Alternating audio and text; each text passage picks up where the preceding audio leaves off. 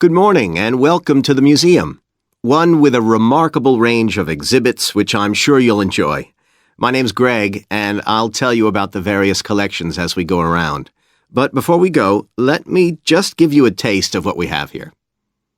Well, for one thing, we have a fine collection of 20th and 21st century paintings, many by very well-known artists.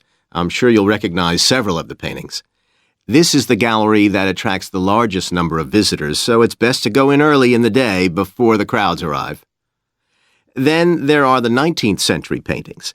The museum was opened in the middle of that century, and several of the artists each donated one work to get the museum started, as it were. So they're of special interest to us. We feel closer to them than to other works.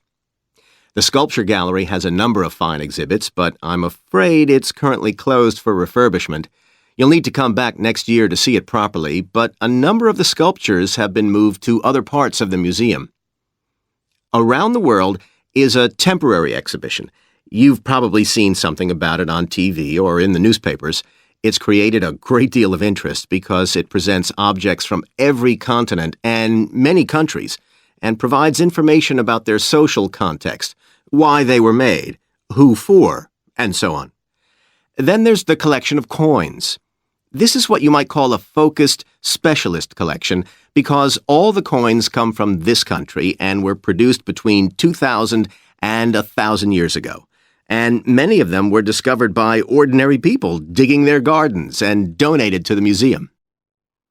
All our porcelain and glass was left to the museum by its founder when he died in 1878, and in the terms of his will, we're not allowed to add anything to that collection. He believed it was perfect in itself, and we don't see any reason to disagree. Okay, that was something about the collections, and now here's some more practical information, in case you need it. Most of the museum facilities are downstairs in the basement, so you go down the stairs here. When you reach the bottom of the stairs, you'll find yourself in a sitting area with comfortable chairs and sofas where you can have a rest before continuing your exploration of the museum. We have a very good restaurant which serves excellent food all day in a relaxing atmosphere. To reach it, when you get to the bottom of the stairs, go straight ahead to the far side of the sitting area, then turn right into the corridor.